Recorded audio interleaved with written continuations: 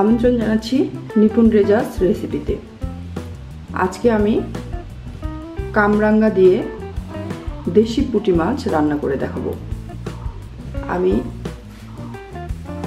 মাছ রেখেছি 300 গ্রামের মতো। এই মাছগুলো এত বড় পর্যন্তই হয়ে থাকে। কামরাঙ্গা আছে, সরিষা বেটে নিয়েছি আমি একটা কাঁচামরিচ আর সামান্য লবণ দিয়ে, তেতো ভাবটা যাতে না থাকে সেজন্য। দুটো কাঁচামরিচ ফালি করে রেখেছি। পেঁয়াজ বাটা আছে 2 চা চামচ, রসুন বাটা আধা চা চামচ, আদা বাটা 1 চা চামচ, জিরে গুঁড়ো 1 চা চামচ, হলুদ গুঁড়ো আধা চা চামচ, লবণ 1 চা চামচ, লাল মরিচের গুঁড়ো আধা চা চামচ, আর তেলটা আমি সরিষার তেলই ব্যবহার করব। কামরাঙ্গার বোটা ছড়িয়ে শিরদাঁড়াগুলো এভাবে কেটে নিতে হয়। আমি এটা ধুয়ে পরিষ্কার করে রেখেছি।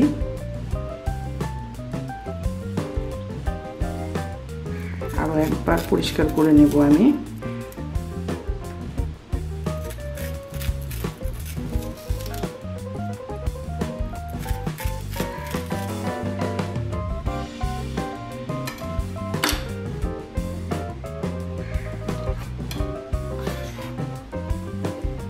এটাকে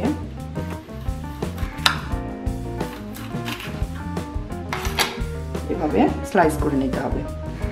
আমি কেটে রেখেছি এখানে দুটো কামরাঙ্গা।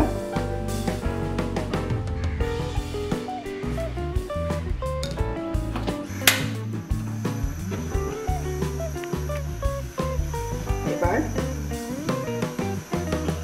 কড়াইয়ে 3 টেবিল চামচ সরিষার তেল নিলাম আমি।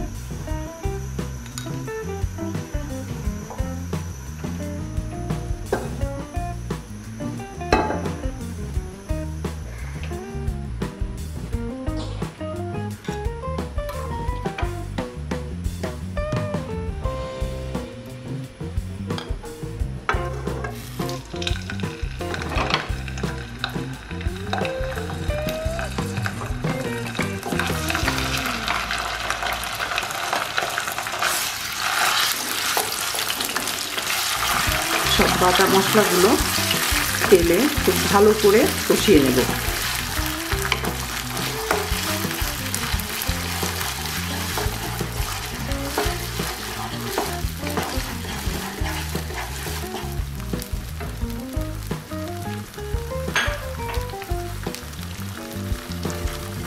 এবার সবগুলো গুঁড়ো মশলা দিয়ে দিলাম।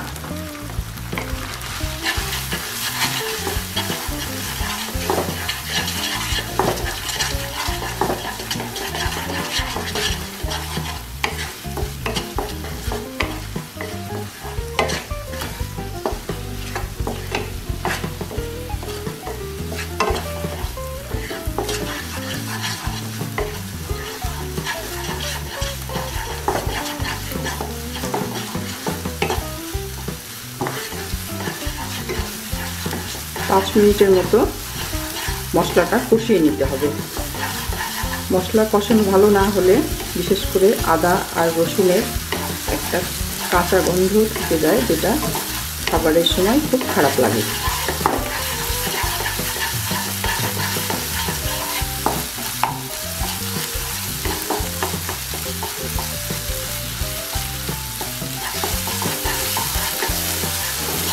আর ঘন ঘন না নাড়িয়ে দিলে এক পাশে পুড়ে যাবে, উপরের অংশটুকু কাঁচাই থেকে যাবে। এই জন্য এটা ঘন ঘন নাড়তে হয়।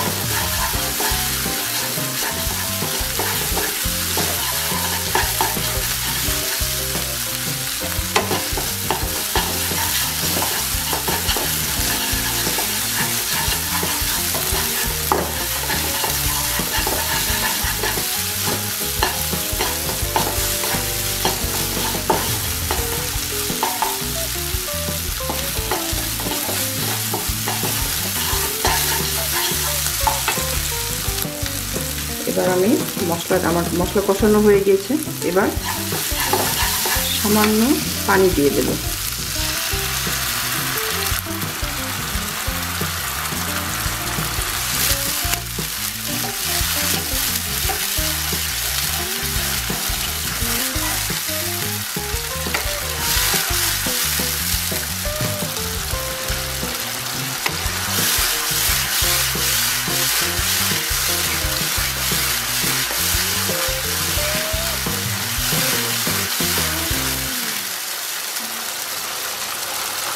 এবার আমি মাছগুলো দিয়ে দিলাম। ছোট মাছ, খুব বেশিক্ষণ এটা রান্না করতে হয় না।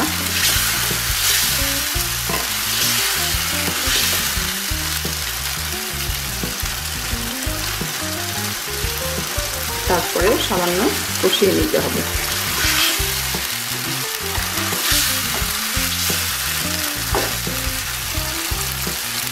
এবার আমি 5 মিনিটের মতো ঢেকে আঁচটা কমিয়ে রান্না করব।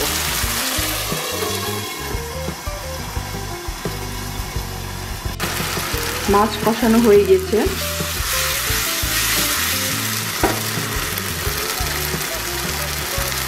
এবার আমি ঠিক যতটুকু ঝোল রাখবো ততটুকু পানি দিয়ে দেব।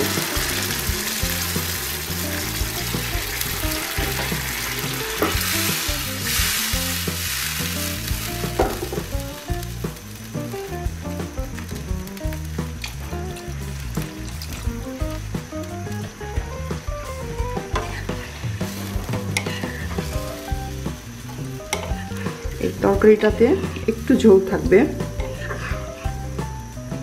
একদম গা মাখানো হবে না। এবার আমি চুলার আঁচটা পুরোপুরি হিটে দেব। আর আমার কামরাঙ্গা আর কাঁচামরিচ খালি করে রেখেছি, এগুলো দিয়ে দিলাম।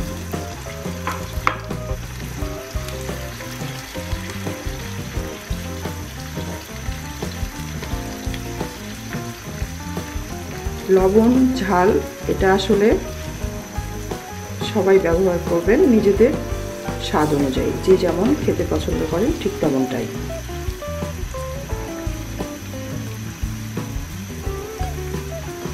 এখন আমি আবারও 5 মিনিট ঢেকে রান্না করব।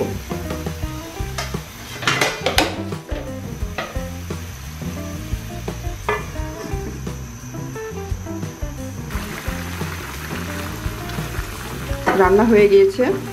এবার আমি চুলা নিভিয়ে দেব।